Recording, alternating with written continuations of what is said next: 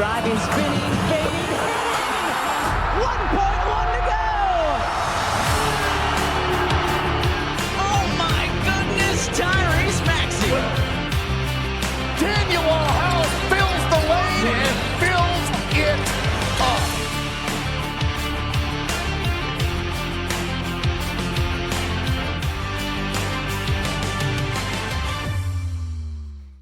What is going on, guys? Welcome back to the Pick Swap Media YouTube channel. My name is Barnard, as always, and I'm here with a very special guest today, Kyle Bennett. You know him from Underground Sports Philadelphia. You can check him out on Twitter. That's at KBizzle311. I'm sorry. So excited to get into a little quarterback conversation today, break down the top 10 quarterbacks across the NFL as football season continues to creep up on us. Before I get fully into it, how are you doing today, Kyle? Good, man. Thanks for having me. I've always admired everything you do with Pick Swap, obviously on Twitter, and you guys crush it across the board with all of your content. I'm stoked to have this little, crossover event as the people in our age demo. This is like a Jimmy Timmy power hour.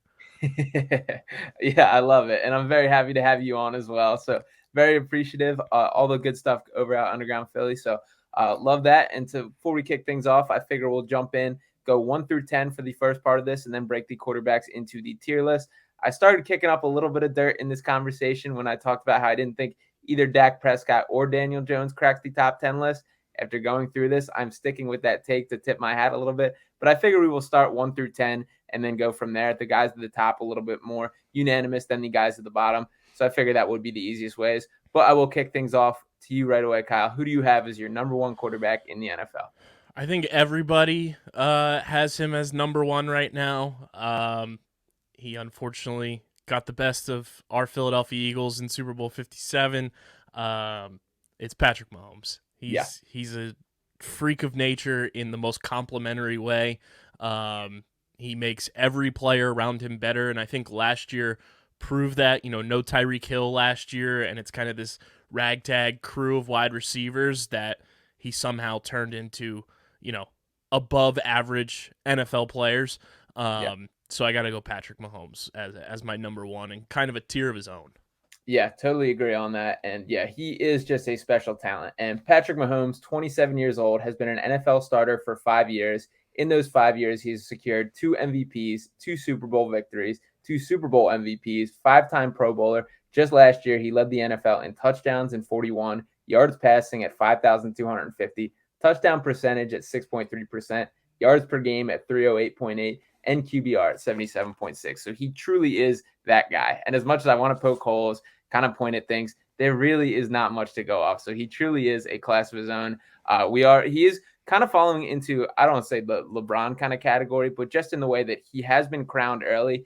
And I really do believe he's built to live up for it. I think LeBron's a little bit of an extreme example, but that kind of thought process of he's been crowned as number one guy for several years now, and he's only 5 years into his career. And I really don't see any signs of him slowing down. Do you? I don't think so, especially since he's paired with, I like to debate this a lot, the greatest coach in the NFL is Andy Reid. I think those two just together creates this superhuman experience in terms of just like NFL coach quarterback tandems. And if those two are together, for as long as possible, I think the sky is the limit for Patrick Mahomes in his career. Yeah, absolutely. The creative things they do in offense are incredibly impressive. So all the different stuffs, and I'm sure this year is just going to be another layer to that as far as things they add in with that. So I guess the draft and the rankings truly open up after number one. I had a harder time with this number 2 spot than I think probably the general consensus, but I will start off with you. Who do you have as your number 2 quarterback in the NFL? So I bounce back and forth between 2 guys here. Mm-hmm. I think I'm gonna go with it. It's Jalen Hurts. Wow. Jalen Hurts. The leap that he took from, filling in for Carson Wentz in 2020 to then being the starter in 2021 to then becoming what you could argue was an MVP season. Obviously, he misses the 2 games that kind of took him out of the MVP conversation, but led the team to the Super Bowl, and he's still just getting started. Like, he is just scratching the surface, and if last year was any indication of, like, a baseline of what we're going to have with Jalen Hurts moving forward, he's going to wreak havoc on the NFL, and the NFC is kind of his conference to lose right now. Yeah. You look across the NFL, or in the NFC, sorry, there's no other team that has a quarterback that scares me. And there's no other team in general that's built like the Eagles around Jalen Hurts to give those quarterbacks in the NFC a fighting chance to get through. Like, the NFC, I think for the next decade, potentially, could just run through Philadelphia, and that's a huge part is Jalen Hurts. Yeah, I love that you put him too. I have him at 4 on my list to tip my hat a little bit, but I love where your mind's at. And I was ready to go to bat thinking, like, I still believe Jalen Hurts is underrated nationally. I don't think he's getting the appreciation that he has earned for his play.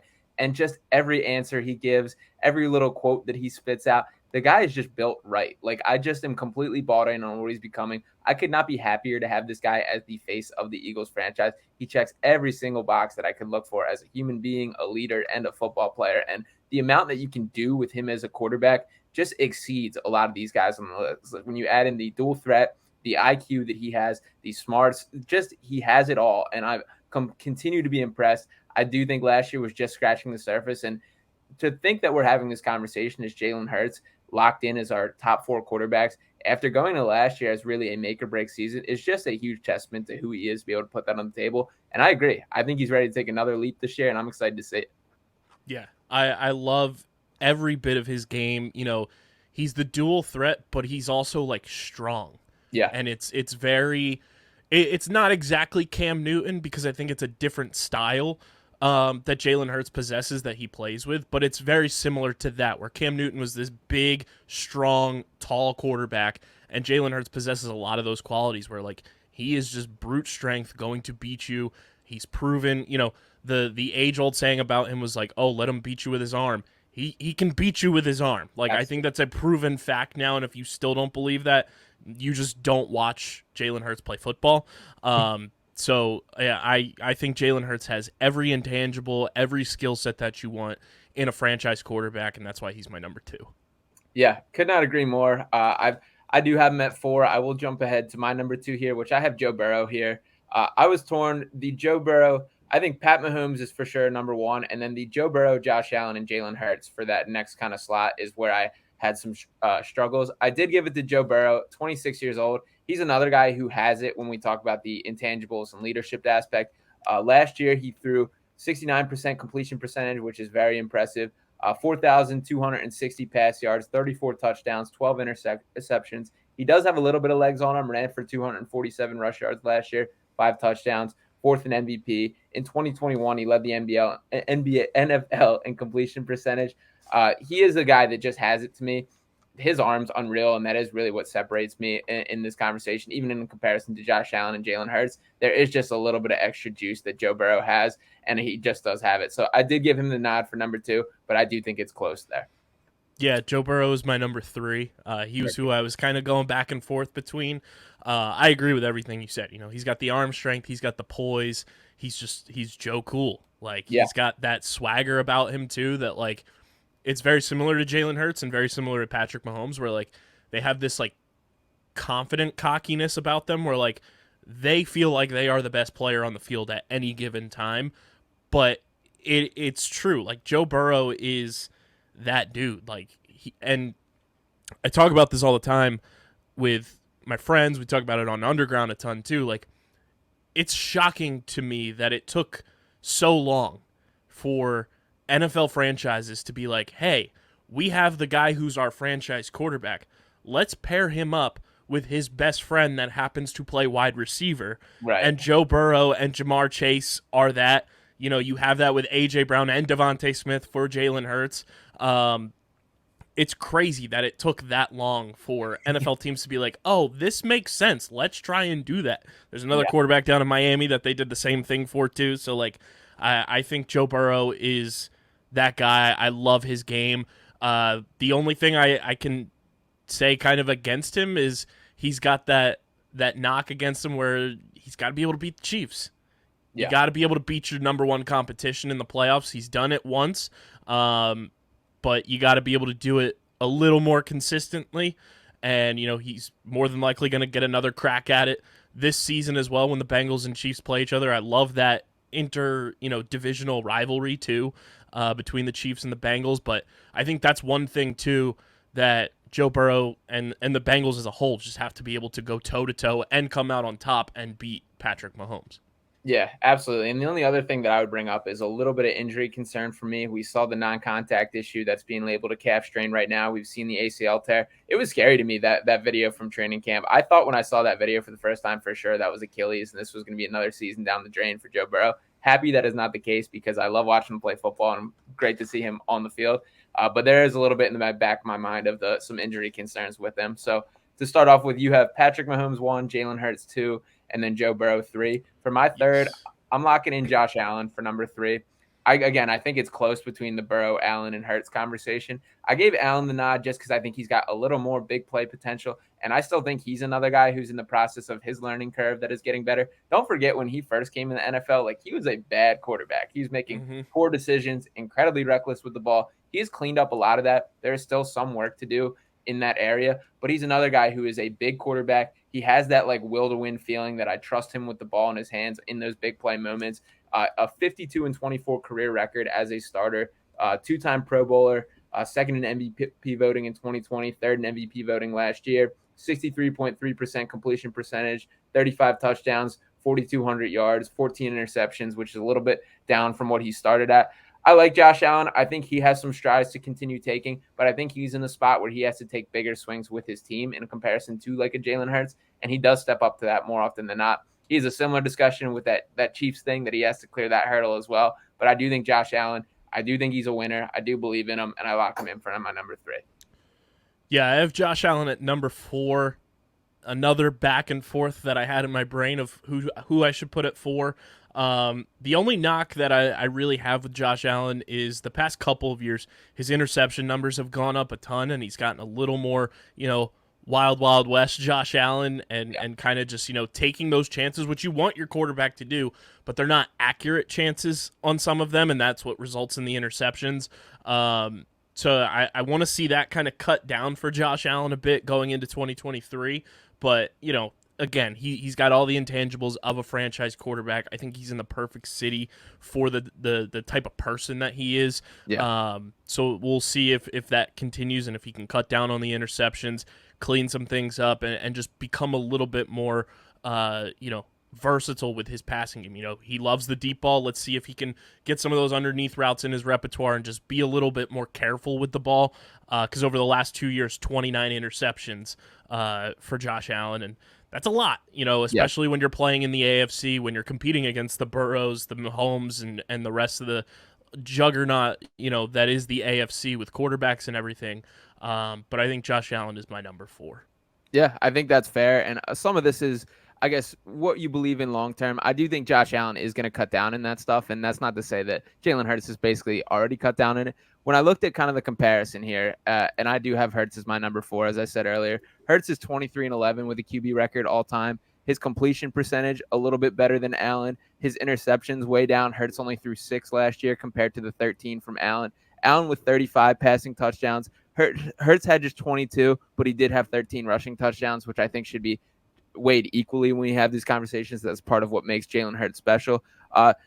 Hurts just has the luxury of the talent around him. And I think this is used as a knock against him too often, that what do you want him to do? Say, I want to play with worse players. It's not his fault that he has this awesome offensive line, these weapons around him. It's smart of him to lean on him in the way that he does. And frankly, that's why the Eagles are the Super Bowl contenders that they are. So I have Hurts in as number 4. There's very little more that he has to prove in my mind. I am just completely locked in and prepared to crown him as this guy, and I'm excited to see where the next steps come because I don't think the margin between him and the 3 guys I put in front of him are that high. Yeah, couldn't say it better myself. Perfect. Who are you going with for your number 5? This is, again, where I would say we drop off another level, and I'm excited to get into the tier list after this, but this is another spot where I think it opens up. My number 5 is the franchise quarterback for the Baltimore Ravens, Lamar Jackson. Nice. I think Lamar catches so much heat for just his style of play. He's never been truly accompanied by some of these elite receiving tandems like Jalen Hurts, like Patrick Mahomes, like Joe Burrow, Josh Allen. Like, he's one of these elite quarterbacks that if you were to just give him one, B-tier wide receiver, he could flourish. He's won an MVP in this league before. He's a dual threat quarterback. He's really great with Mark Andrews at the tight end position, which is very similar to a Mahomes-Kelsey type relationship on the field at least. And I just think Lamar Jackson does not get enough credit for how good he is. So he's my number 5. Yeah, I would agree with that. I have Lamar as my number 6. Lamar Jackson, it's crazy to be sitting here this many years into his career, and Hollywood Brown is probably the best wide receiver that he's ever had. And no disrespect to Hollywood Brown, he's a fine wide receiver, but to call him like your all-time number 1 target is pretty crazy. And I get it, Mark Andrews for sure exceeds that as far as talent-wise and amount of reps, all those things. But to not give him like a true, legitimate number 1 wide receiver all this time is frustrating. And I do think he's a guy that catches too much heat nationally, that it is a stylistic thing, people not believing in his arm. He's a guy that's been MVP. His career record, when we talk about him as a starter, 45-16. Like, that's winning numbers. He finds a way to win games, and I do believe that about Lamar in a way that I don't think he gets the credit for. But for my number 5, and I do have slightly ahead of him, I do have Aaron Rodgers here, and this is another one there. This is definitely a more of a short-term window kind of decision here. But we know who Aaron Rodgers is. I get it. He's coming off a down year. He's now got a little bit of rejuvenated energy heading to the New York Jets, who are a team with a ton of buzz about them heading into this year. He's a 10-time Pro Bowler, 4-time MVP, including as recently as 2020 and 2021. I still think that there's a winning player in here, that he's going to have a little bit of juice left in the tank. I think this year is where a prove-it year for Rodgers, which he has not had in quite some time. And I'm excited to see him kind of put the pieces together. So I did give Rodgers the slight nod at 5, but Lamar is my number 6. So similar page that I'm on with you. Yeah, I have Rodgers at 6.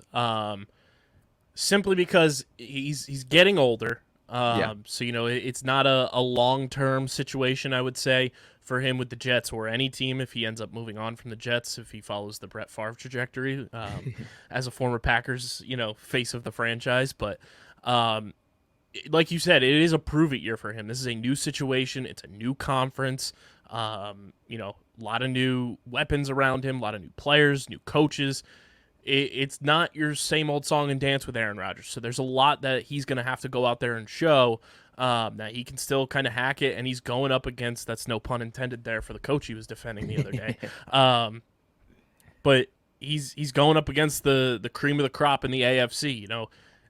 I don't even think the Jets are the best team in his own division, let alone the AFC. So Rodgers has his work cut out for him. I still think he's very talented.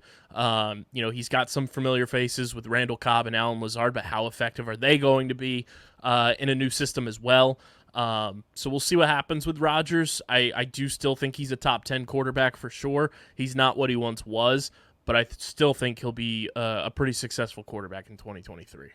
Yeah, and I think there's an aspect of he needed this change of scenery, a little kick in the butt, a little new motivation that he's kind of been coasting the past couple of years of his career. I know that's crazy saying that he's won these 2 MVPs of late and had all these statistics, still a very good quarterback, all these things. But it feels like he had kind of a take the foot off the gas moment in his career. It's now time to change that you have to prove everything all over again, have a change of scenery, have a team around you that has the look and feel of a contender. I can't get myself to fully buy in because they're the Jets and I need to see it a little bit, but they have all the buzz about them. They're checking a ton of boxes. So I think this is a huge year for Aaron Rodgers and the Jets. I'm excited to see how that shapes out. So we are now 6 picks into this. Just a quick recap. So for me, I have Patrick Mahomes, number 1, Joe Burrow, number 2, Josh Allen, number 3, Jalen Hurts, number 4, Aaron Rodgers, number 5, and Lamar Jackson, number 6. Kyle, you have Patrick Mahomes, number 1, Jalen Hurts, number 2, Joe Burrow, number 3, Josh Allen, number 4, Lamar Jackson, number 5, and Aaron Rodgers, number 6. So we swing into the 7 slot.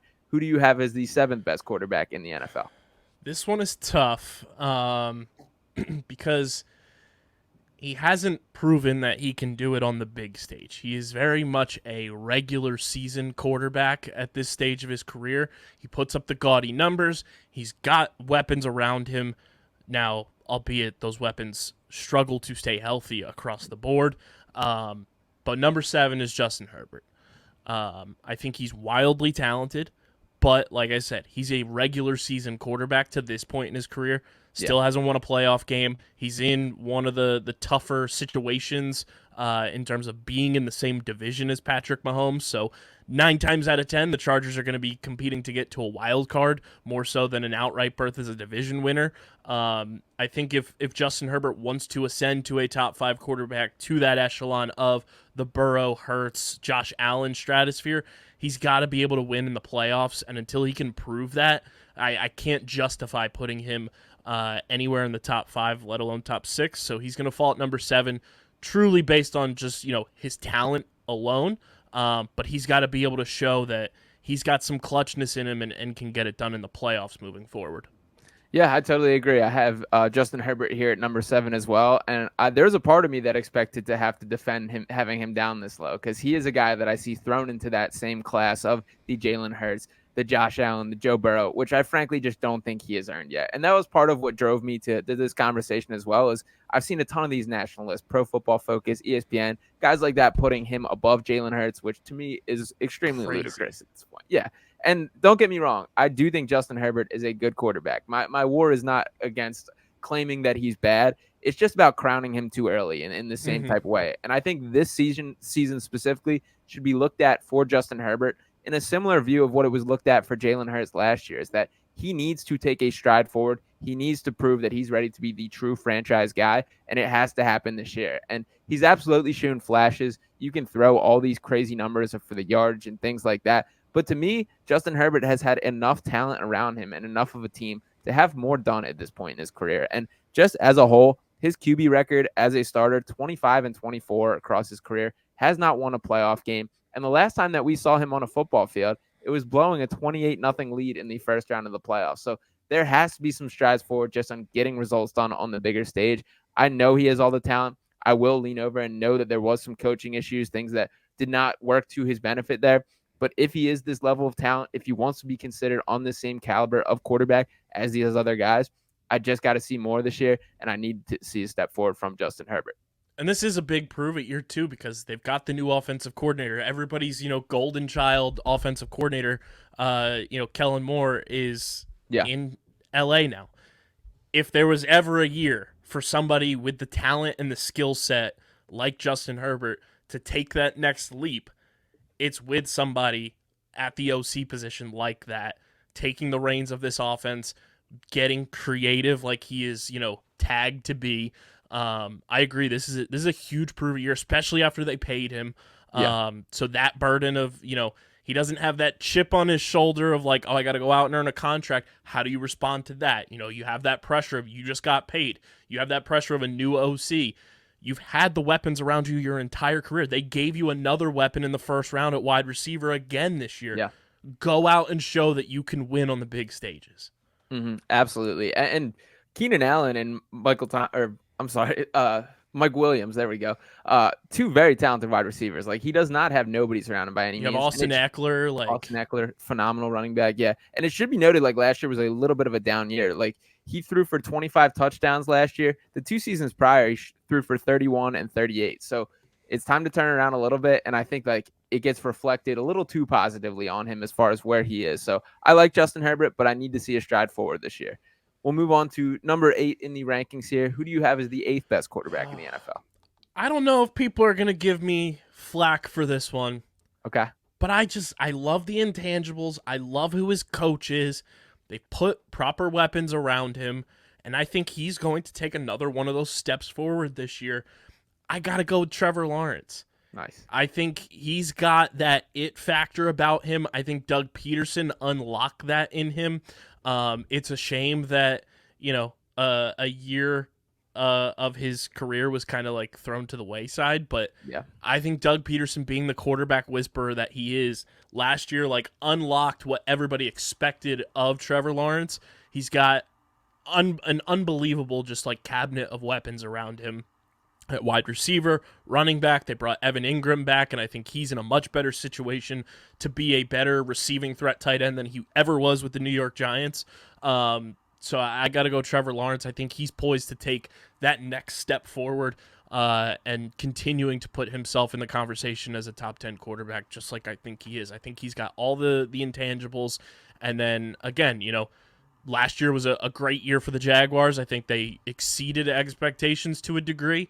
Now is the time to say, hey, those expectations are what we believe is reality, and push forward. They're in a very bad division, a very winnable division. I want to see Trevor Lawrence beat up on those teams in the division. I want to see him go toe-to-toe with some of these elite-tier quarterbacks and prove that the Jaguars can win those games. So I'm excited to watch Trevor Lawrence play football in 2023, and I think he is certainly a top 10 quarterback. Yeah, I'm right there with you. I have Trevor Lawrence as my number 8 as well. And in that same breath that we just talked about with Herbert for not getting done on the same stage, it was Trevor Lawrence that was the guy leading the charge in that 28-0 comeback and ultimately winning that game. So he has had those flashes. This is another guy who, since he was in high school, was talked about as the next big thing. And we're starting to see why, that he has begun to turn things around. I think Doug Peterson was awesome for him, adding him as his coach there. The 12-22 QB record is tough, but like you said, that first year was kind of a throwaway year for him, and that's kind of annoying that that's going to stick with him. He was 9-8 this year, and the Jags did become kind of that like fun under the radar team to watch this year. So now it is about taking that next stride and growing into a contender. 4,113 yards, 25 touchdowns, just 8 interceptions. This comes after he led the NFL in interceptions the year prior, which to me is a huge sign of growth from him and a very good indicator of what to expect moving forward. I like Trevor Lawrence a lot. We've seen the new additions around him. I think the Jaguars are going to be one of my fun teams that I'm going to be rooting for on a fairly regular basis this year. So yeah, I agree with you. I do have Trevor Lawrence as my number 8 as well. So we will head into the final 2 picks in the top 10 here. Who do you have as your number 9 quarterback? This one I'm probably going to get roasted for. Okay. They are like America's darling team this year. A lot of people expect them to win their division. I think the new situation when he got moved to this team really benefited him, and he's performed when he's needed to perform. Number 9, I'm going with Detroit Lions quarterback Jared Goff. Wow. Okay. I think Goff going to Detroit kind of was a wake-up call for him. Got him out of the Hollywood spotlight. He's gone to a Super Bowl in his career, and he's been able to put together very admirable offensive numbers since getting to Detroit. They've got some decent weapons around him. I'm intrigued to see if he can continue to take another step forward with this team. I like Dan Campbell a lot. He's proven me wrong as a head coach, and I think he's helped Jared Goff progress quite a bit as a former player himself. So I think Jared Goff, this is one of those years too, kind of like Herbert, but to a lesser extent, where it's like, hey, all right, you've done some things the past couple years now. Prove that it's a consistent basis type of thing. But I'm going to go Jared Goff number 9 based on, I think he gets a lot of, flack for being Jared Goff and, everything that happened in LA. And then he goes to a team like the Lions that are, a laughable franchise for almost everyone alive's life. I saw a crazy stat. JFK has only missed one of the Detroit Lions postseason games. That's crazy.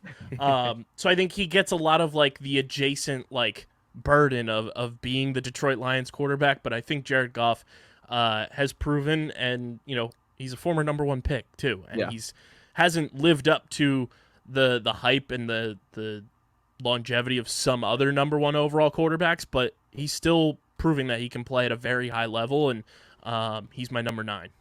Yeah, I don't have Jared Goff in my top 10, but it's not a guy that I'm going to grill you for. He was a guy that I bounced around in my head for sure. I think he's better than his reputation. I would agree with you there for sure. I like Jared Goff. He's a guy that I've, especially since coming to Detroit, I think I've liked more too. I think he's showing a little bit more to himself, both by a personality standpoint and just as a quarterback. He's now facing these new challenges, this new situation, and I think it's been a good opportunity for him. So I'm curious where kind of his ultimate reputation kind of settles. I think this is a year where it's going to change once again based on how he performed. Detroit is another team with a ton of buzz about them coming in. This is the first real time he's going to have expectations with him with the Lions. So I'm excited to see how he responds to that, how the team looks. And I think there's a lot of pressure on that organization this year that there's been a ton of talk about the Lions. We saw all the stats of how them narrowly losing games last year and that they should have been better than they are, all these things. So now there's going to be a point where it's time to perform. And I think if he has a successful year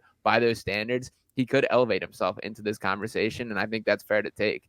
For me personally, I'm going to rock with Tua as my number 9 quarterback. And that's another guy I could see myself taking slack for. Health is the biggest X factor here. Absolutely. I mean, the concussion stuff is scary. And frankly, like if he's another guy who takes a couple hits the wrong way, it could end his career. And I would not blame him for that in any way, shape, or form. But when he was on the field last year, I really liked what I saw. And part of these stats are inflated for sure because of the Tyreek Hill and Jalen Waddle and the receiving core that he has. Those are both guys that you can kind of just put the ball in their hands and let them do the work. I understand that's the knock that he's going to receive, but some of these stats are super intriguing. I mean, 21-13 QB record as a starter. He was 8-5 this year in the games that they did play.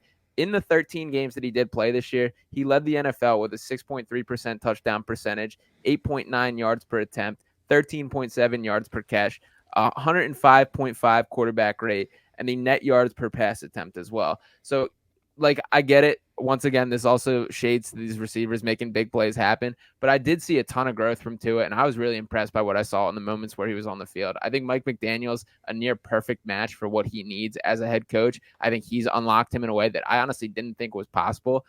Tua's grown on me a bunch. I've become a Tua guy. I hope he stays healthy. And I think that if he can, and if he can stay on the field, he's a guy that's going to be closer to this top dogs debate than kind of the steer the ship bottom of the pile if things shake out right. So I lock Tua in as my number 9. Tua is my number 10. Okay. I think he's right there. Yeah. The injury concern and especially the concussion concern, knocks him down to that number 10 pedestal. But like you said, when he does play, when he does finish games, he's super impressive. And as a left-handed quarterback too, that you don't necessarily see all the time, it's that much more impressive. I think the Dolphins have put the weapons around him for him to be successful. Now he's got to go out there and prove it. He's got to go out there and stay healthy.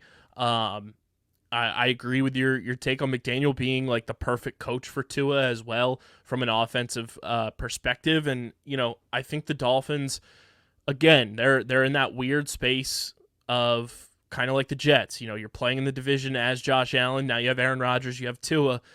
Those three teams are going to be battling each other to just get into the wild card for the most part, let alone winning the division.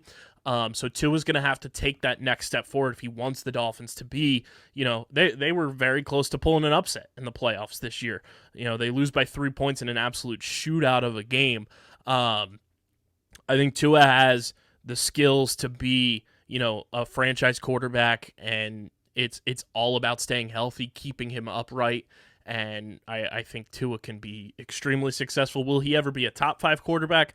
I don't think so, but I think he can live in that top 10 stratosphere as long as he's healthy and as long as he's on the field throwing a football. Yeah, I think that's all totally fair. And I will wrap up my list here. Number 10, I had a really tough time with this number 10. I bounced around a couple different guys. Jared Goff, I considered. Dak Prescott, I considered. Daniel Jones, I considered. Kirk Cousins, I even gave it.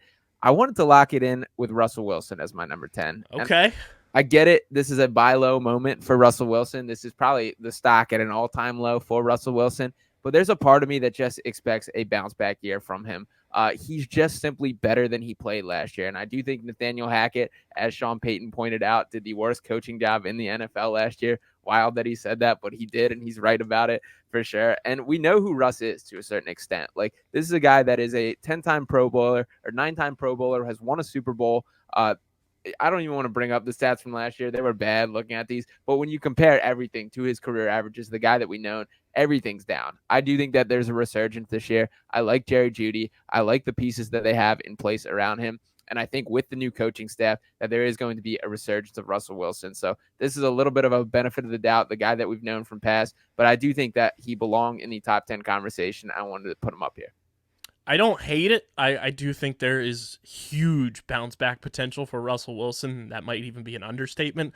I have him kind of in my top 15 for that very reason. I think the biggest part with the Broncos is just the pieces around him. I love Jerry Jeudy as well, but it seems like everything else around the Broncos continues to get hurt. So Yeah, Russ is going to have to tap into, Seattle Russ that we saw make these crazy plays.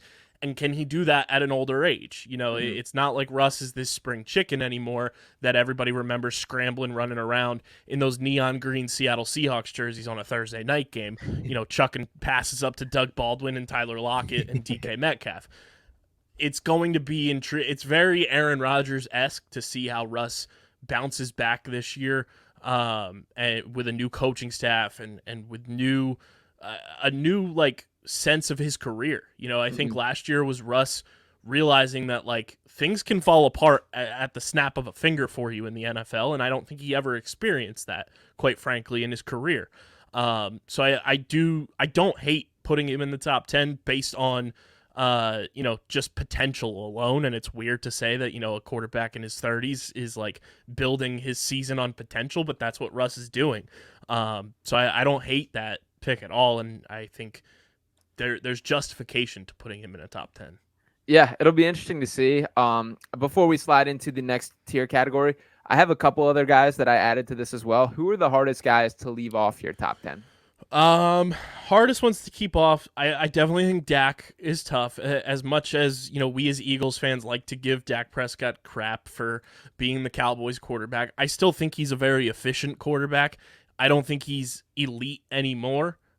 He's got an interception problem for sure. And I just think Dak had these expectations placed upon him when he was drafted by being the franchise quarterback of the Dallas Cowboys, by, succeeding Tony Romo as the quarterback. And that's weird to say because Tony Romo was one of those guys that came out of the sky very much like Dak Prescott. Dak was a mid-round pick for the Cowboys and turned into a great find for them. I just don't think he's in that elite category. When you talk top 10 quarterbacks, you're talking about like the elite quarterbacks in the NFL. So I don't think Dak is quite there. Could he get back there? Sure. He's got the intangibles. He's got the skills to do it. But the biggest thing with Dak is he's just got an interception problem. And I think when he's throwing interceptions, he kind of gets this defeated energy about him where he just loses faith in himself. And if you're going to be a top 10 quarterback, you can't have that in you. So Dak falls outside of my top 10. As much as I can't stand him, I love calling him Kirk Coupons because that's what he is. Kirk Cousins, when it's 1 o'clock, he's consistent. He's a great quarterback. He performs well. Anything after the 1 o'clock window, you can't trust him. You can't trust him whatsoever. And that's whether it's on Thursday, Sunday, Monday. Like, you can't trust him when the lights get bright. And that's, you can't have that in a top 10 quarterback. I don't understand the lovey-doveyness about Kirk Cousins this offseason either. Like, everybody's like, all of a sudden they love Kirk Cousins, and I don't know if it's because of the quarterback show. But I just can't do it. He's such a dork too. Like, and you can't be a top 10 quarterback when you're a dork. That is just an intangible thing. You can't be a dork. Look at every quarterback we named in the top 10 between you and I. Like, Jared Goff is a gazillion times cooler than Kirk Cousins. I'm sorry. When Kirk Cousins is wearing everybody's chains on the plane, he looked like a dork. And it's hard to look like a dork wearing that much expensive jewelry. So Kirk Cousins falls outside of my top 10 just because he's very inconsistent when it's not 1 o'clock. And the other quarterback that I had difficulty leaving out just because we got 1 year of looks of him. It was flashes. It wasn't consistent. And now they're building around him. They're doing the right thing. It's Justin Fields. He's everybody's darling going into this year too. I think, you get DJ Moore in there, which I think is a huge addition for that Bears offense. But last year it was very much like, okay, Justin Fields sees a wide open hole between the offensive line. He's going to run for 80 yards with his legs. That's all well and good.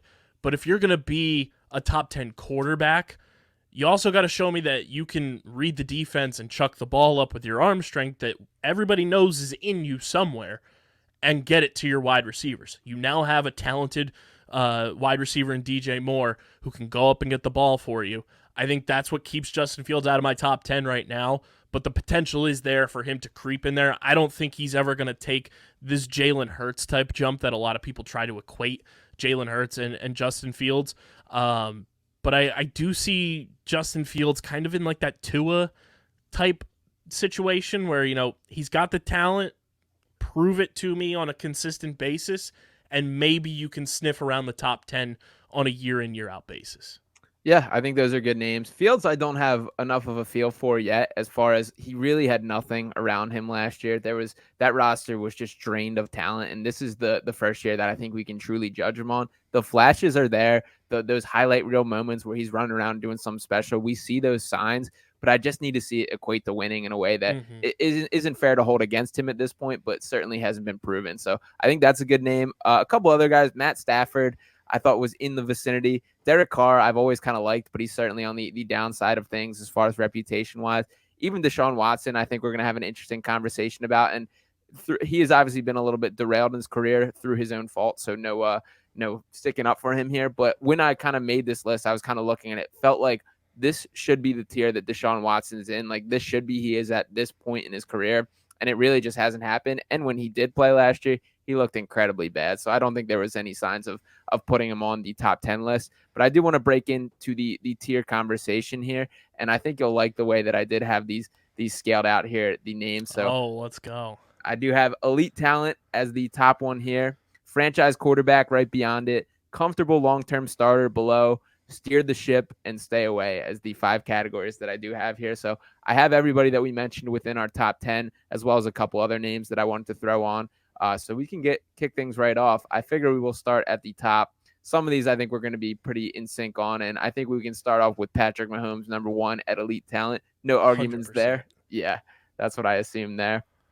Who would be your next choice as far as who would you put anyone else in that elite talent group?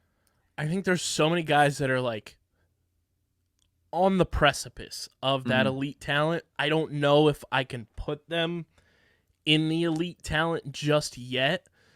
But I think there are, some of the guys we talked about earlier, like Jalen Hurts, Joe Burrow, Josh Allen, Aaron Rodgers. Like, they have those qualities, those traits, whether it's on the upswing or the downswing from it. I don't know if I can put them in the elite talent, though, alongside Mahomes. Do you think anybody falls in there as well?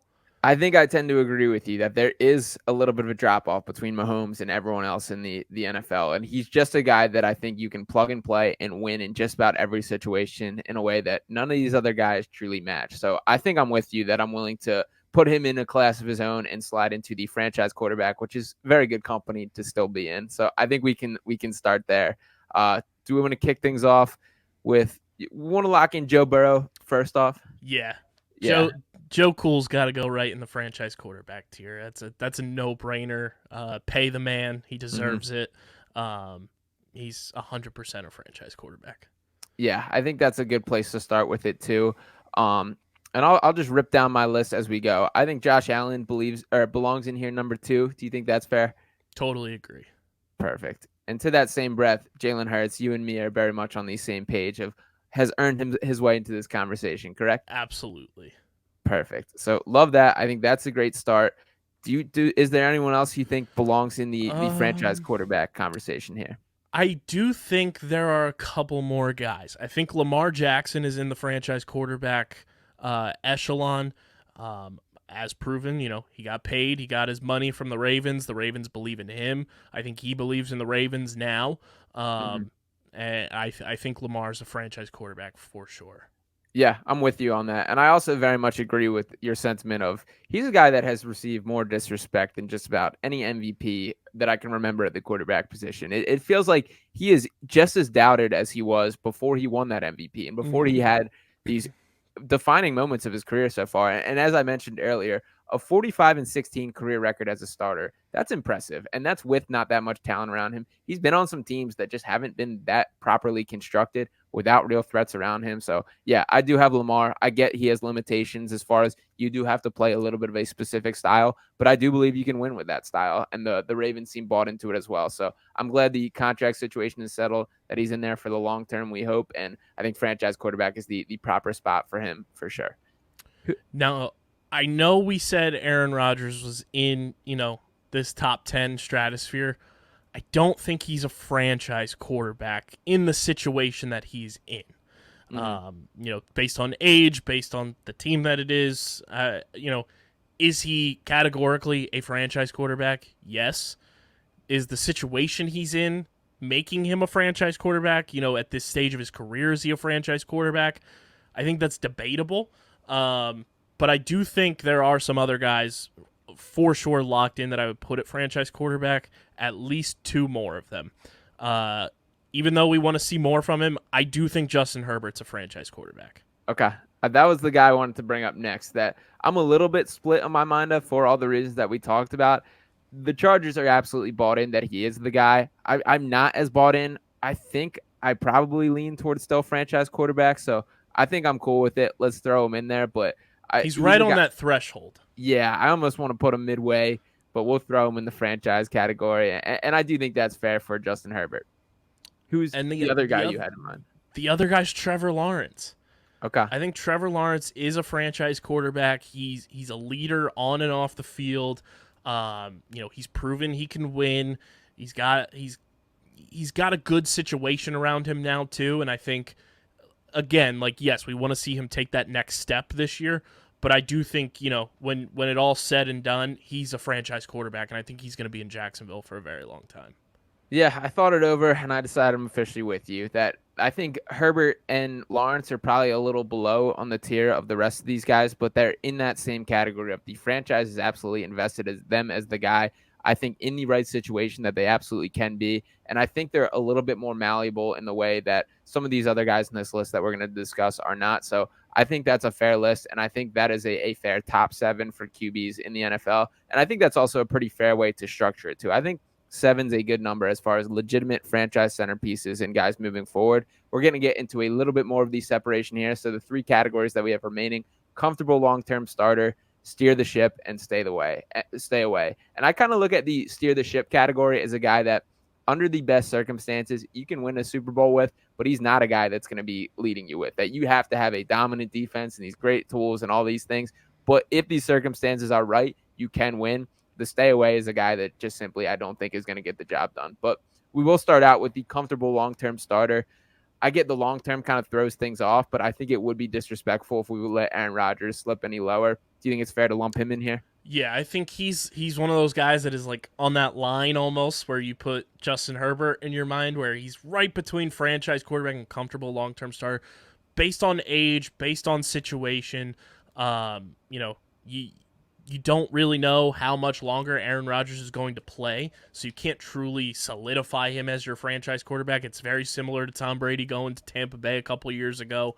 You didn't know how long Tom was going to be there, and then the final year of Tom's career, he kind of falls off a cliff from what you know Tom Brady to be. But I think putting Rodgers right there as the number 1 comfortable long-term starter, you can probably, get through the next 3 seasons with Aaron Rodgers before you have to truly start thinking, okay, what's our next move at quarterback? Yeah, I agree with that. And he's a guy who has done it before, has done it on the big stage. And as I mentioned, I think this is a kick in the butt that he needed to get motivated again. So I'm excited to see what version of Aaron Rodgers we get this year. And I think he has a couple of years left in the tank. He strikes me, even though he's not the same health nut and taking care of his body in the way that Tom Brady is, he still strikes me as cut from a similar mold that he doesn't let himself get hit a ton. He's pretty smart with his decisions with the ball. I think he can survive for a few more years if he wants to. So I think that's a fair spot to put him. Who would you put up next in this conversation? This is where I think it gets difficult. I think the poster child of this category, because he's proven that he is Kirk Cousins. Okay. He is the comfortable long-term starter.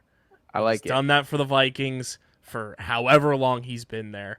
And it truly feels like the Vikings have just gotten comfortable with Kirk Cousins being just the quarterback there, getting through a season with Kirk Cousins, not doing anything too crazy and not worrying about the quarterback position, but still giving Kirk Cousins a gazillion dollars a year because he knew how to manipulate the system. I think he's like the face. When you look up comfortable long-term starter, it's Kirk Cousins. Yeah, I think that's fair. He's a guy who shows up, handles his business. Has had some talent around him. And I do think that there's been moments where the Vikings aren't looked at as a nothing team, that there's at least something threatening about them, that you don't think, oh, great, we're playing the Vikings this week, that like we can cruise through that. No, they are a team that is legitimate. You are a little bit fearful. I do think he fits a little bit of the category of it's all about the pieces around him. Justin Jefferson's obviously awesome. Adam Thielen had some impressive years with him. I mean, you pull up Kirk's stats that you can kind of compare them about any quarterback in the NFL, which is why he does get this money and do this thing. I do want to ask the question of, do you think you can win a Super Bowl with Kirk Cousins? The answer is no, Your Honor. I think he proved that, when 2017, 2018 happens, whatever you want to categorize it at, when the Vikings come to Philadelphia, everybody's on the Vikings. Everyone thinks the miracle in Minneapolis happens. They're riding this high, and then they get punched in the mouth. And I think that was the Vikings' best chance in this iteration of Vikings to go to a Super Bowl, let alone try to win one. I just don't think they have ever built a team properly across the board. They've had some years where they've had a threatening defense. They've had the years, with Stephon Diggs to then Justin Jefferson, and, Adam Thielen was in the mix there for a while as well. Dalvin Cook, things have started to turn over a little bit too with the Vikings. And I think the one constant has been Kirk Cousins. And when you're the one constant and you haven't had the chance to even play for a Super Bowl, let alone win one, I don't think he's a Super Bowl winning quarterback. Yeah, I think that's fair to say. So I don't think we'll be seeing any you like that chance on the big stage. I agree. How about Tua? I think I have Tua in here as my I agree. Next guy. Yeah. I think Tua's a guy, again, injuries are the biggest X factor in this and what could change the conversation. And even the conversation is like, I've seen the buzz out of Dolphins camp of like, he took these jiu-jitsu trainings this summer. And I'm like, what is that really going to do? Like, what? It's either that sounds like he and Mike McDaniel just went on like a field trip or something together and got like coerced into signing up for 10 courses on a subscription based level, because that's just the type of guys they are. And I mean that sincerely in a fun way, but that's just the vibe they give off. And I don't know what that's gonna do. I don't think jiu-jitsu truly translates for a quarterback to the football field, but we could be wrong. Maybe that's what Tua needed to stay healthy, is just the nimbleness of jiu-jitsu. Yeah, maybe. And for his sake, I hope he's right. But yeah, I'm not sure if I'm fully buying into that. But either way, when he is on the field, I am confident in him as a quarterback. He proved a lot to me over this last year, even despite the games that he missed and the concussions that he did pick up. I'm excited that core is staying intact, that he still has Tyreek Hill and Jalen Waddle. So as long as he's on the field, I'm very excited to see what we see from Tua. How about Russell Wilson? How do you feel about Russell Wilson at this stage in his career? I'm torn here with Russ. Very much kind of similar to Rodgers, not as old, but the age factor is a thing. And I don't know if Russ can get any lower than what he was last year, because that was an all-time low for him. Yeah. But I do think I would throw Russ in the comfortable long-term starter. I think there's still some years there for the Broncos to rely on Russ, whether that's because they think he can do it or whether that's because they're paying him a lot of money to do it. I think I'm cool putting him in there. Yeah, I'm okay with that as well. And this will be somewhat of a make or break year for Russell Wilson. I think the discourse around him will further fly negative, and people will be looking for reasons to get on that train if it happens right out of the gate this year. I just can't picture a world where he gets worse than last year. Like I still, you pin me down, I have to believe there's a better quarterback in Russell Wilson still in there. The change in coaching, I do think is a real factor. Nathaniel Hackett blew several games for them last year with just his management of the clock, his play call, all of the above was just a really poor job. So I'm hoping that there is a bounce back, and I think that is fair. I think we should slide into the NFC East here and talk about both Dak Prescott and Daniel Jones. I'll start off with you. Do you think either of those guys, both those guys, or none of those guys belong in the comfortable long-term starter? I think the last player that goes in the comfortable long-term starter, one similar to Kirk Cousins, he's proven that he has been the comfortable long-term starter, has steered the ship, has won division titles, has gotten playoff wins for them. I got to put Dak in there. Okay. He's right on the precipice between comfortable long-term starter and steer the ship for me, but I do think he is the comfortable long-term starter category. He's still got the talent. He can win you games. He can clearly win you division titles. He can win a playoff game for you. He's not going to get to a conference championship game, though, because he plays for the Cowboys. Sorry to break it to you. But I do think Dak falls in that category still at this point in his career. Okay. I think I have Dak in the steer the ship category, and I'll give you myself for why. So we know that Dak Prescott, he's obviously not a bad quarterback. He very much belongs in this conversation. I think last year was the first time in Dak's career that he was asked to be the true engine of the Cowboys offense, that it was no more feeding it to Zeke, having this awesome offensive line. It was on Dak Prescott to lead that team, and he responded by leading the NFL in interceptions while missing 5 games in the season. And some of the decisions he make, like I see all the clips and the tweets from Cowboys fans about the bad bounces and unlucky breaks, but some of the decisions just weren't good by Dak Prescott. And that is kind of where I think I have him pinned, is he's a guy with the circumstances right, with the right team around him, he can get it done. But I don't think he's a quarterback that can get it done on his own and just lead a team, which is why I lean toward the steer the ship category. But I do think it's close. So are you feeling the comfortable long-term starter, or did I convince you at all? I'm looking at his stats right now, and it is very fascinating how up and down Dak Prescott has been in his career since becoming the full-time starter in 2016, where not that QB record by any means should measure if you're a good quarterback or not, because football's a team sport, everybody. Sure. Don't forget that. But 2016, Cowboys go 13-3. Then they go 9-7. Then they go 10-6. Then they go 8-8. You take out 2020 because Dak got injured. He only played in 5 games, but they went 2-3 in his games that he did play. Then they go 11-5 in 2021, and then in his games that he played in 2022, they go 8-4.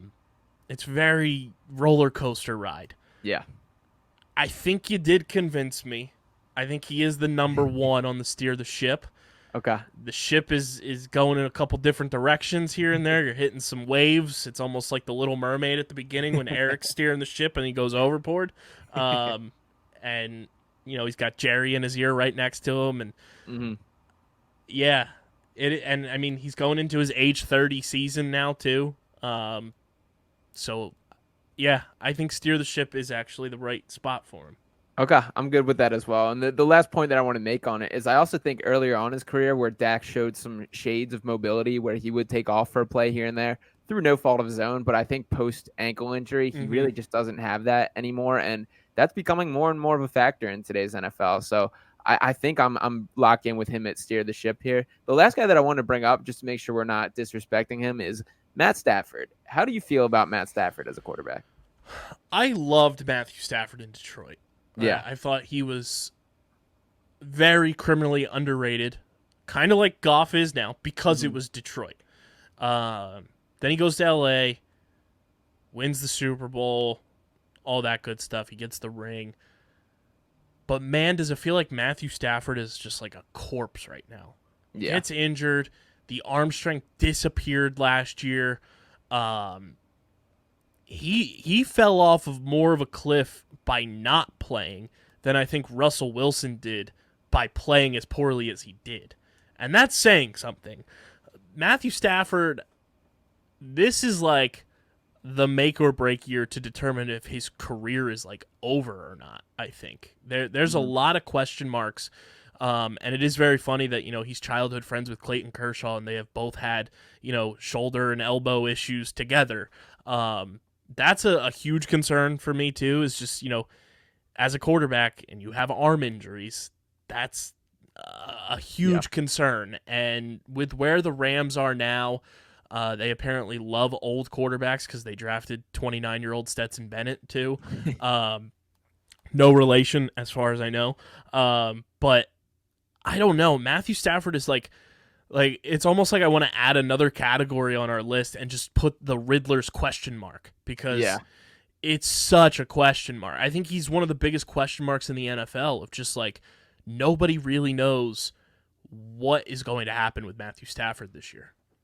Yeah, I think that's all fair. I did want to just bring him up for the sake of argument because there was points in his career where I did believe in Matthew Stafford pretty highly, that I thought he was closer to the franchise quarterback tier than he was toward the bottom of the list. I don't think that's the case anymore. I think that's pretty evident.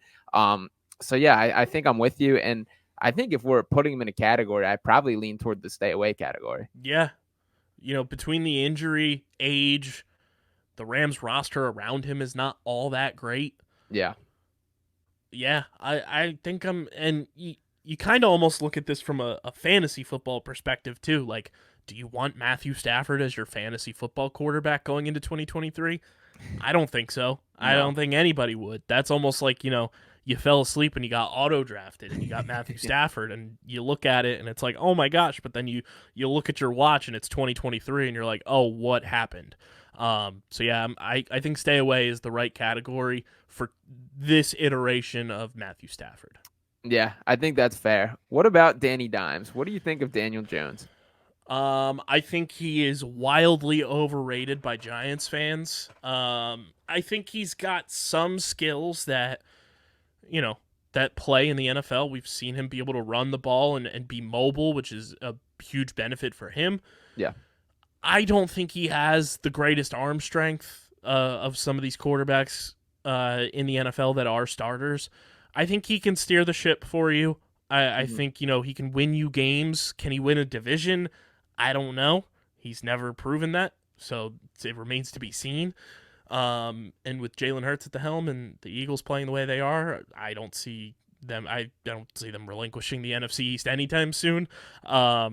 But Daniel Jones is a guy that, the Giants clearly think he can win them games and be a franchise quarterback for them the way they're paying him. I don't see it. I think it was a mistake for them to pay him what they're paying him. But in the NFL, if you don't have a quarterback, you're not winning. So I think that's how they viewed it. And they spent a premium price on him in the draft to take him. Yeah. But he's a steer the ship kind of quarterback for me because you have to have so much around him.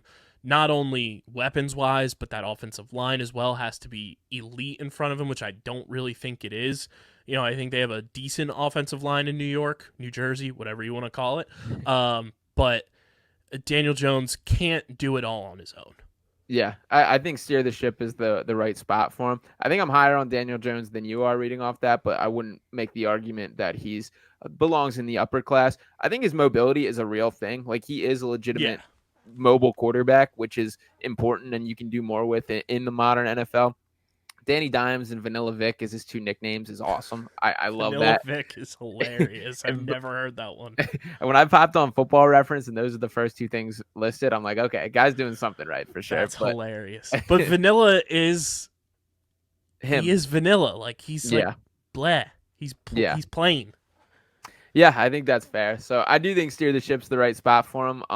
I think in my head I have Daniel Dimes a slight notch above Dak Prescott, but I think they're very much in the similar tier there. So I do think we have them in the right spot.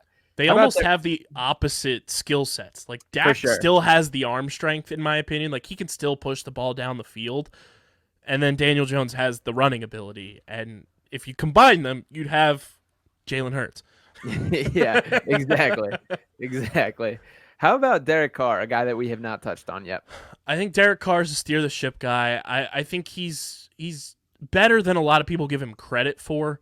Mm-hmm. I think he can move the ball down the field, but he is the type of quarterback that everything else around him has to be like pristine. I don't know if it's going to be that way in New Orleans. Alvin Kamara is probably going to be out for 6 weeks, I think it is, with the suspension. They signed Jamal Williams, so that's a huge benefit there at the running back spot. But, you've got slant boy Michael Thomas, who can't stay healthy. You've got no real weapons around him that he had when he was in Vegas and Oakland. So that's going to be interesting to watch with Derek Carr. I think he can steer the ship in a bad division for the Saints. The Saints could potentially win that division because of how bad it truly is. And they arguably have the best quarterback in that division, which is weird to say that Derek Carr is the best quarterback in the division. Not factoring in that we haven't seen Bryce Young play a lick of NFL football yet, but it is weird to think that, like, based on resume alone, Derek Carr is the best quarterback in the NFC South.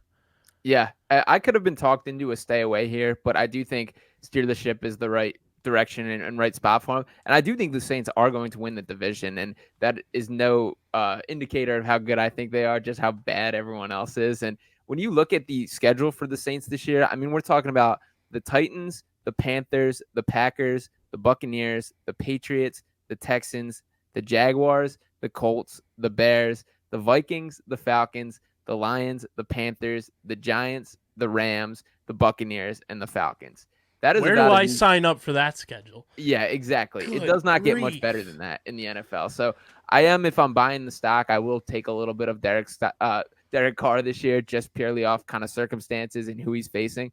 There's not a clear red carpet to the playoffs if Derek Carr can at least be competent this year, but that is not a guy that I'll be pounding the table defending his talent level on. Yeah, I think he's got an above average arm. Like, he can move the ball down the field for you, but very similar to like Dak and to a lesser extent, but over the past couple of years, Josh Allen, he's not afraid to take risks and will throw the ball into coverage, will get intercepted, will make kind of mental mistakes. So that kind of knocks him out of the comfortable long-term starter for me. But I think he can steer the ship. I think Derek Carr can perform well. He can win you games at the NFL level. He's not one of those guys that you look at almost like Marcus Mariota, Teddy Bridgewater. He's not in that category of like, oh, he can win you a game or two. Derek Carr can win you like 8-9 games in the NFL, in my opinion. Like he has that skill set and that talent and that leadership ability. But he's not going to win you multiple playoff games in a season. He's not going to get you to a Super Bowl unless every single thing around him is absolutely perfect, and it's never been that way for Derek Carr. So steer the ship, I think, is the spot for him. Yeah, for sure. And I did forget to add Jared Goff to this list, so that is my fault on that. Would you have him in steer the ship, or would you have him any bit higher than that? I think where he is right now, I'd put Jared Goff in comfortable long-term starter. Okay. He's proven year over year that he can start at the NFL level. He can perform as a starter at the NFL level, especially during his time in Detroit. It balances out, taking him down from franchise quarterback versus steer the ship. Plus, he's one of the few quarterbacks, in the NFL right now that has played in a Super Bowl. You can't take that away from Jared Goff, even though they only scored 3 points. I don't think that was all Jared Goff's fault. But he's played in a Super Bowl, and you can't take that away from him. And he's performed extremely well numbers-wise while in Detroit. So I think I would put him in the comfortable long-term starter as well, because I think you look around the NFL at some of these teams, I'm sure we could probably list maybe 10 teams that would kill to have Jared Goff as their starting quarterback going into this year. Yeah, I think that's fair. I'll make a little addition to the graphic at the end of this, so that's my fault on that. But we are down to two guys here, two X factors for very different reasons. Let's start off with Deshaun Watson, a guy who looked like one of the next best things when it comes to the quarterback position, who was drafted with a ton of promise, delivered at the beginning, and then kind of derailed himself with these off-field issues and all the other civil suits and everything that's going on with this. Where do you put Deshaun Watson? Do you think that the red flags are too big and that he's a stay-away guy? For everybody listening to, I just want to say this is Deshaun Watson on the field. Off the field, he's an absolute scumbag. I detest Deshaun Watson. Everything he's done, allegedly, obviously, is not good. And whenever you have anything like that coming out against you, is not good. So scumbag for sure. Stay away on the field as well. Last year when he was on the field, it was horrible. He did not look like he belonged in the NFL most weeks. The Browns would have been better off playing whoever else was on their roster last year at quarterback. I forget who was filling in for them. Might have been, I totally forget who it was. Jacoby Brissett. I would have just rolled with him instead of Deshaun Watson. It's almost like trying to fit a wrong puzzle piece in with Deshaun Watson. I don't see it. You have the Browns social media team hyping up him throwing a football into a net that's 2 feet away from him. Like, I just think he's completely derailed his career both on and off the field with everything that he's allegedly done. And I don't see it for him anymore. I think he's lost it, and I'm staying away from Deshaun Watson.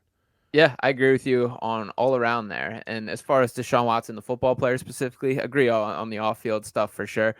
For a football player specifically, like I think that he missed like a prime year and year and a half of his development, and it's the same reason why I'm completely out on Trey Lance. Is just you have to be playing in these years where you're figuring out what you are as a football player. These are vital to your development, and I think he shot himself in the foot by putting himself out of the game by his own doing. I don't know what the version of Deshaun Watson that bounces back at this point. And at the very young stage of his career, I was very much a believer in this guy, that I thought he was one of these next up guys when it came to NFL quarterbacks. But I just don't feel that way anymore. I think there's a real world where the best version of Deshaun Watson on a football field is in the past. And the Browns are definitely invested in him. They've paid him a guaranteed contract. They traded a ton to get him. So they're going to do everything possible to make this work. But I think there's a chance where it just straight up doesn't, and that we are back in the downside of Browns football, I guess. Yeah, I mean, what would it be if it wasn't for the Browns not being, a good Yeah. team? That Yeah. just means balance is back in the world. Absolutely. And we will wrap it up with the final guy here, Geno Smith, who became a little bit of a darling of the NFL last year. They wrote him off. He didn't write back, proved himself last year. Do you think Geno is here to stay, or was it a flash in the pan year? I am so torn on where to put Geno. Yeah. I think a lot of benefits for Geno Smith is he's got the weapons around him. They added to that this year with Jackson Smith-Njigba coming in the draft, which it still bothers me. I don't know if you noticed this when the Seahawks announced their throwback uniforms. Jackson Smith-Njigba was the player in the video. Those throwbacks are from the 90s. Sean, Jackson Smith-Njigba was born in 2002. Yikes. You have so many players that were around when those jerseys were worn to Yeah. use in that video. And that's no knock at him, because I think Jackson Smith-Njigba is going to be a fantastic football player. But it threw me off. That was like the one thing in that video that made it not perfect. Geno was very interesting last year as a full-time starter. He showed flashes of like, wow, like Geno Smith is back. Like, this is the Geno Smith everybody thought he could be with the Jets. This is, the guy. And then there were moments down the stretch of the season where he kind of faded back into being, oh, this is Geno Smith. Right. Gets the Seahawks to the playoffs. Did they really belong in the playoffs? That's up for debate. But for a good portion of the season, Geno Smith was very good. It was a very Jekyll and Hyde year for him. Mm-hmm. I think I put him in steer the ship because I still think he can, win you games. He can navigate you to the playoffs, due in part to the pieces around him being very good. The Seahawks are building that defense again to be a formidable opponent anytime you play them. But again, the age factor is something that comes into play when it comes to him being a long-term starter.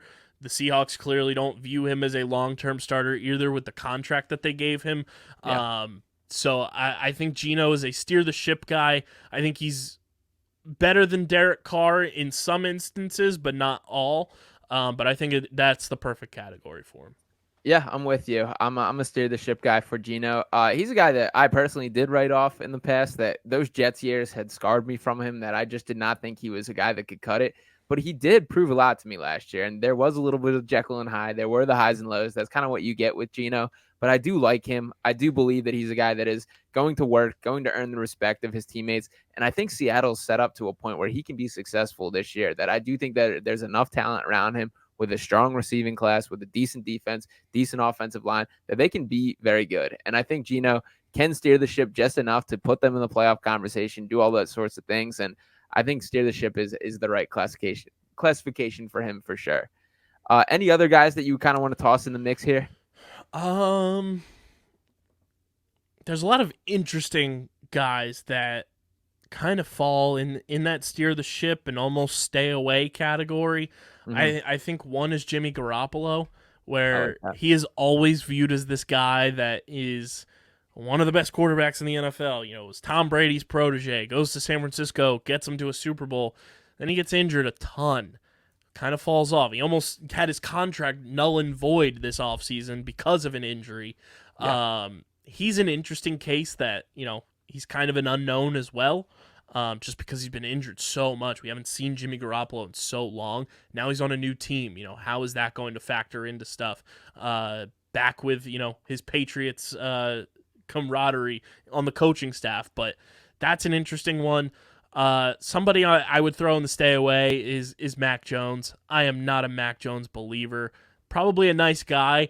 I just don't see him as somebody who can, especially in the division that the Patriots are in, that can win a division, that can get to the playoffs and succeed. He just seems outclassed by so many quarterbacks in the NFL right now. So I would stay away from Mac Jones. Jordan Love is a big question mark. You don't really know what you have in him, so he's kind of that unknown territory as well. Justin Fields, I think I would throw in the kind of on that line of comfortable long-term starter, steer the ship right now. Wow. Okay. Just because we need to see more. We haven't really seen the Justin Fields experience as a whole. So he's also kind of got a lot of question marks around him, but I think the Bears believe in him as a franchise quarterback and as a long-term guy. It's just a matter of him doing it year over year and showing that he can do it year over year. Yeah, I think both Jordan Love and Justin Fields I left kind of in my unclassified just because this is the year where I will kind of judge them on that. Fields having the talent around him, Jordan Love getting the start now. But I think those are all good names, and I'm with you on Mac Jones as well. I also think the Patriots did a poor job of the whole Bailey Zappi thing. Like, you're either in on Mac Jones or you're not, and I think they messed with his head in a little bit that in a way that will be detrimental to him in the long run. I'm not saying I thought he was the guy before that and that they were wrong to be doing that, but I do think for a young guy who's projected as a starting quarterback, you should do everything possible to be like, we have this guy's back, and they did not do that, and I do think that impacted him last year. So I think I am hopping off the Mac Jones hype train if I was ever on it. But either way, I have one more that's gonna make you laugh because there's a good comparison. We've talked about this a bunch on Underground with my co-host and my brother-in-law Matt. There's a quarterback to former Sixers comparison that he made me privy to, and it has ruined this quarterback for me. And I'm gonna do it to you, being the Sixers guy that you are. Hit me. The Ben Simmons of the NFL is Kyler Murray. Wow. Okay. Okay.